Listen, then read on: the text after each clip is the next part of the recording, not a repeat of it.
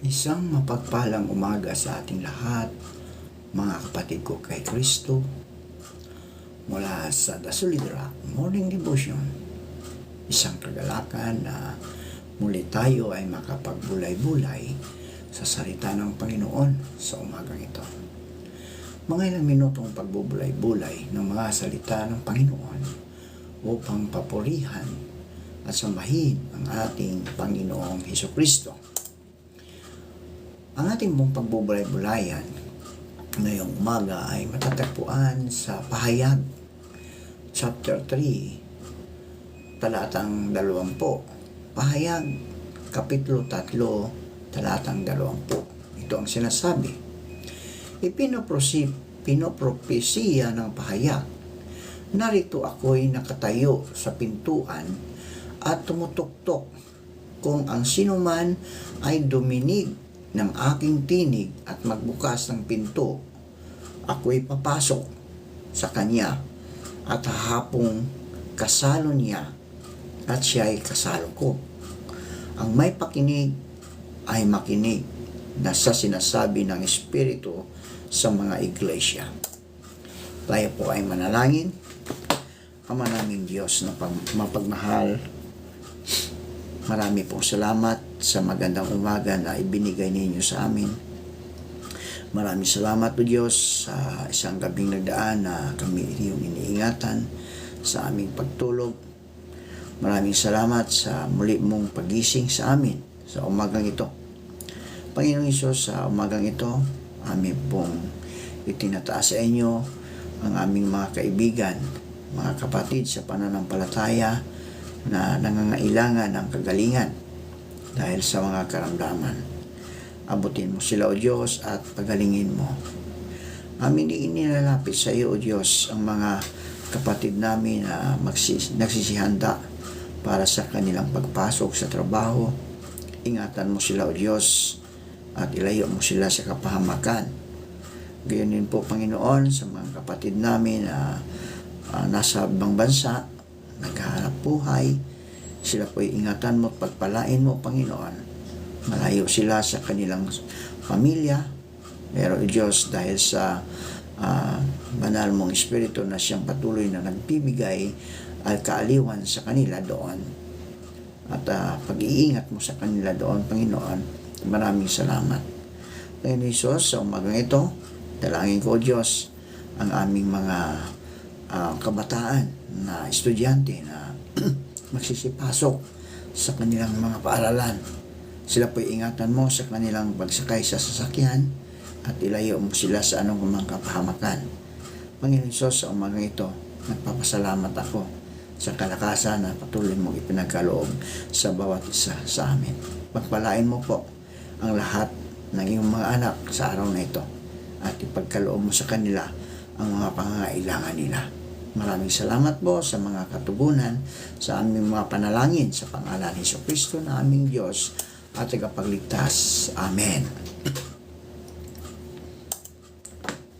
Binabanggit lahat ng mga talatang ito na ang Panginoon ay magpapahayag ng higit pang mga salita sa atin at gagamitin ang kanyang mga salita upang kumatok sa mga pintuan sa ating mga puso. Kapag bumalik siya sa mga huling araw, mga kapatid, ibig sabihin ang pinakamahalagang bagay upang batiin ang Panginoon ay dapat tayong makinig sa tinig ng Diyos para makilala ang kanyang tinig. Sapagkat sa pamagitan lamang nito, maaari nating masalubong ang Panginoon. Sa gayon, alam mo ba kung paano makilala ang tinig ng Diyos? Dapat nating malaman, mga kapatid, na kung nagkatawang tao ang anak ng Diyos ay nagpapahayag ng katotohanan o ang Espiritu ng Diyos ay nagsasalita ng mga pahayag. Palagi siyang nagsasalita sa buong sangkatauhan sa kanyang pagkakilanlan bilang ang lumikha. Kaya't ang mga salita ng Diyos ay tiyak na mayroong otoridad at kapangyarihan. Ito ang nararamdaman natin kapag naririnig natin ang tinig ng Diyos. Ngunit halimbawa ang mga salitang ito na sinasalita ng Panginoong Hesus.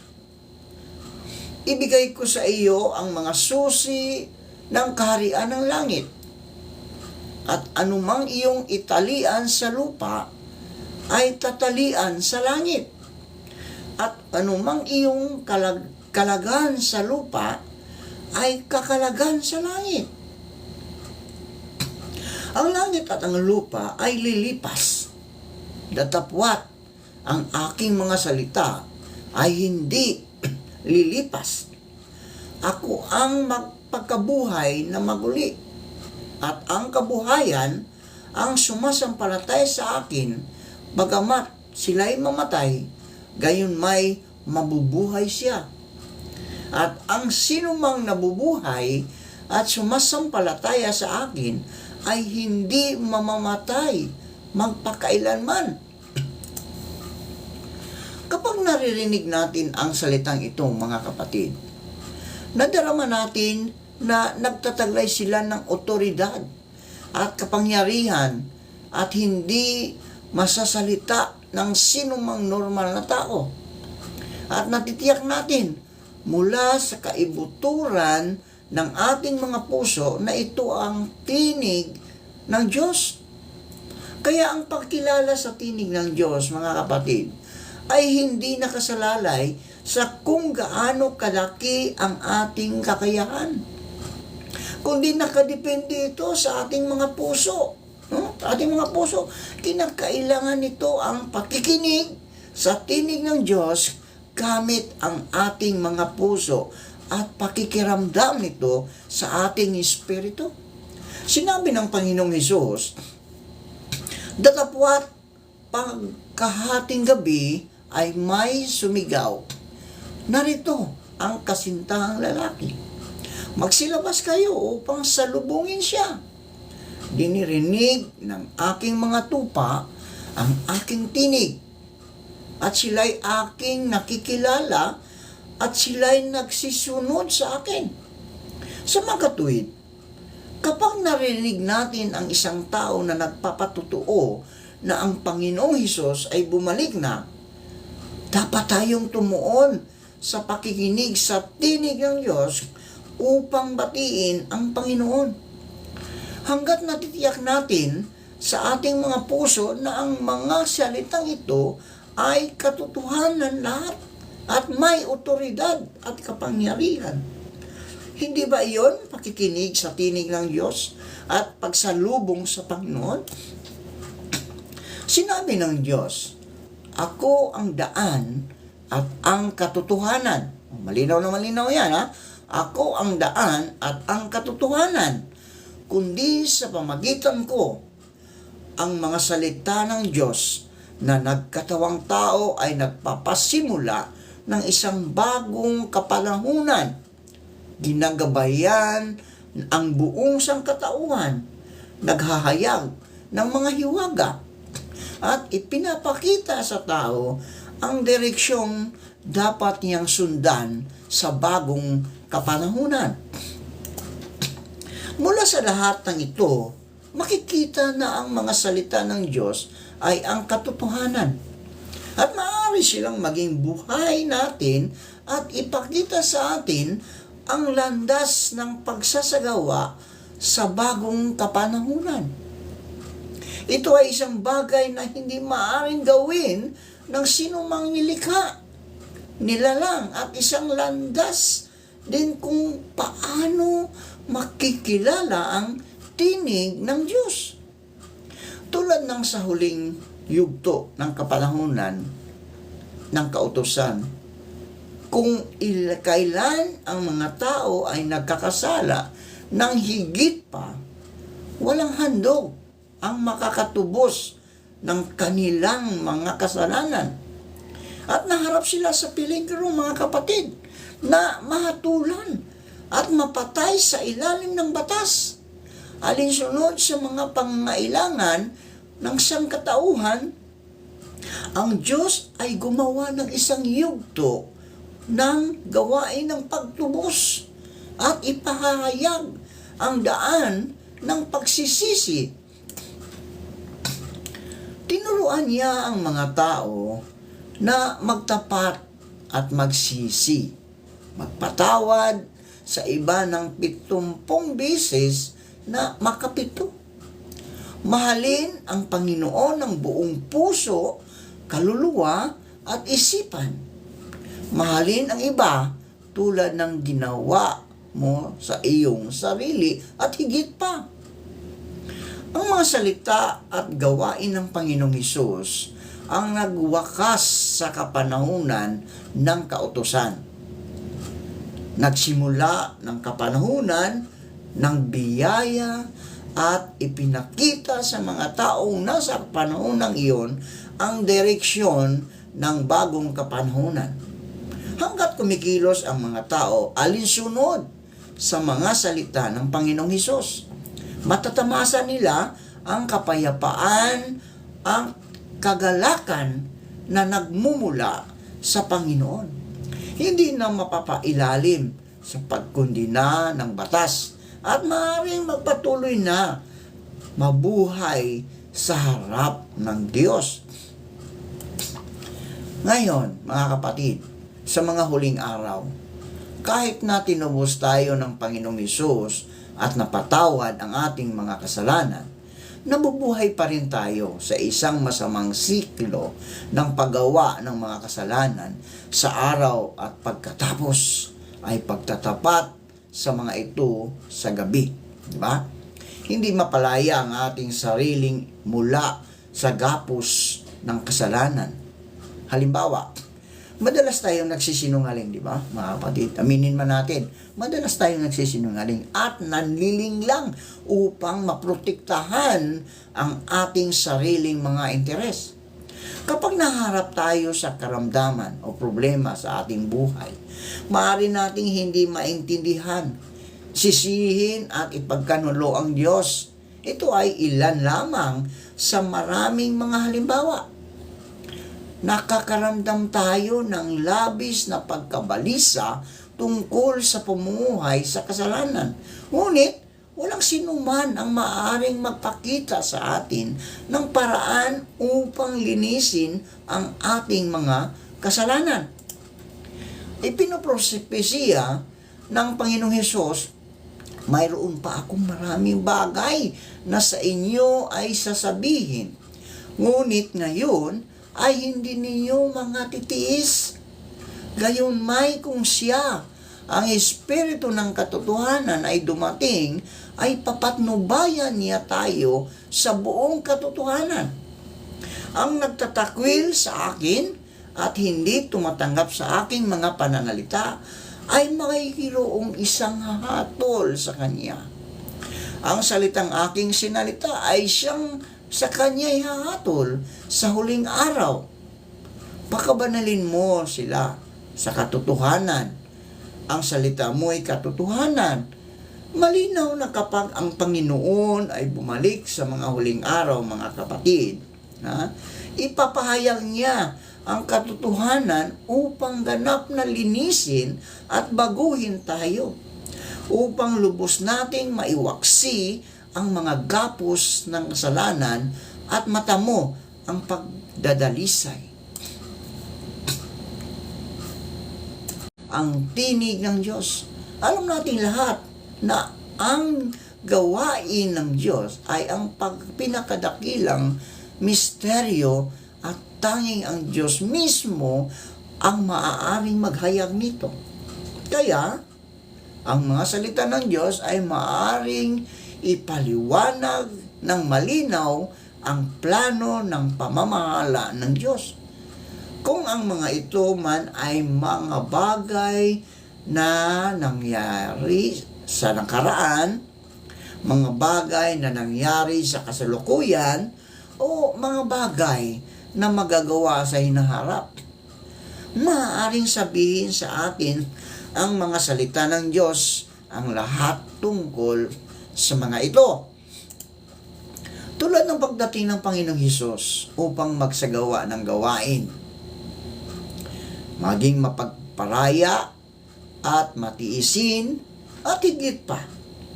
Ngunit ipinahayag din niya ang mga ministeryo ng kaharian ng langit at ang mga kondisyon sa pagpasok dito at iba pa.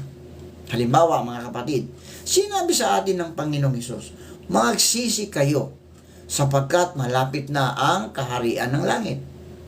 Hindi ang bawat nagsasabi sa akin, Panginoon, Panginoon, ay papasok sa kaharian ng langit, kundi ang gumaganap ng kalooban ng aking Ama na nasa langit.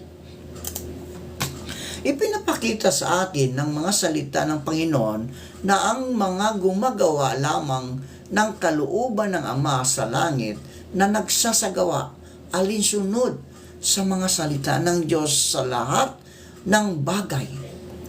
Nakakamit ang tunay na pagsisisi at hindi na maghihimagsik o lalabanan ang Diyos ay kaisa ng isip ng Diyos at maaaring makapasok sa kaharian ng langit. Kung hindi ipinahayag ng Panginoong Hesus ang misteryong ito, mga kapatid, hindi natin malalaman ang pamantayan at mga kondisyon para sa pagpasok sa kaharian ng langit. Minsan, ipinapropesiya ng Panginoong Hesus, mayroon pa akong maraming bagay na sa inyo ay sasabihin. Ngunit, ngayon ay hindi ninyo mga tiis. Gayon may, kung siya ang Espiritu ng katotohanan ay dumating, ay papatnubayan niya kayo sa buong katotohanan, sapagkat hindi siya magsasalita ng mula sa kanyang sarili, kundi ang anumang bagay na kanyang marinig, ang mga ito ang kanyang sasalitain. At kanyang ipahayag sa inyo ang mga bagay na magsisilating. Malinaw na sinasabi sa atin ng Panginoon na marami pa ring mga bagay na hindi niya nasabi. Sapagkat sa panahon iyon, ang tayog ng tao ay masyadong kulang at hindi makaya ang mga ito. Kaya't ipinapropesiya ng Panginoong Hesus na siya ay muling darating sa mga huling araw at sasabihin sa tao ang lahat ng mga katotohanan hindi nila nauunawaan at mga bagay na darating.